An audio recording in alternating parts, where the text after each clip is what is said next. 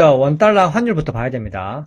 최근 환율이 다시 1,400원을 넘어서 1,500원대로 바라보고 있고 여러가지 리스크가 내포되어 있습니다. 과거 금융위기 국면과 비교할 때 더 나쁜 분석이라고 현재 나오고 있는데 오히려 한국 언론에서는 그런 얘기를 하지 않죠.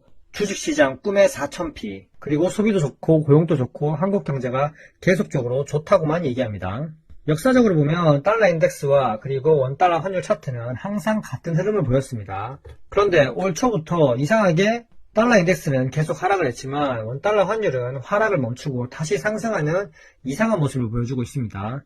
이렇게 다시 상승한 게 달러 강세라고 얘기하고 있는데 차트적으로만 보면 그게 아니라는 걸 알 수 있고요. 전문가들은 환율 상승이 단순히 수출 호조 때문이 아니라 자본 유출 우려, 그리고 한미 금리차 확대, 그리고 정치와 제도 리스크 등이 복합적으로 작용한 결과라고 보고 있습니다. 저 역시 그렇게 보고 있고요. 환율이 이렇게 올라가면 단기적으로는 수출 기업에는 유리할 수 있으나 수입 원가 상승, 그리고 물가 상승 압력, 그러면 소비 위축, 기업 마진 악화로 다시 악순환이 생길 수 있습니다.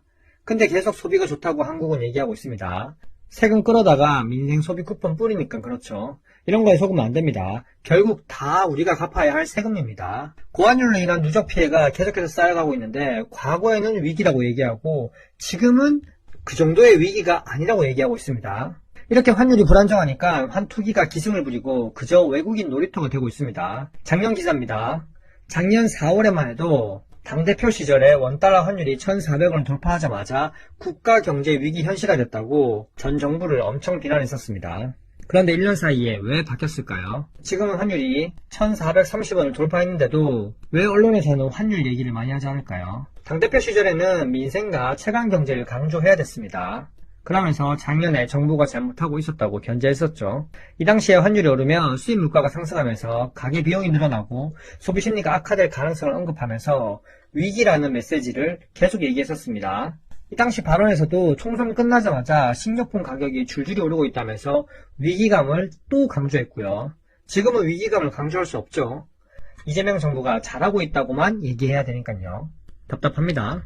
그리고 언론에서는 9월 취업자 수가 31만 명이 증가하면서 소비 쿠폰 효과를 톡톡히 누리고 있다. 그리고 19개월 만에 최대폭으로 증가했고 도매업, 숙박, 음식업 등 서비스 고용이 호조를 이루고 있고 경제가 좋다고 얘기하고 있는 거죠. 그리고 집 대신 주식이라면서 머니 무브 기대감까지 끌어올리면서 꿈의 4,000피를 눈앞에 두고 있다. 증시 질을 개선하기보다 시장 지수만 끌어올리고 있습니다.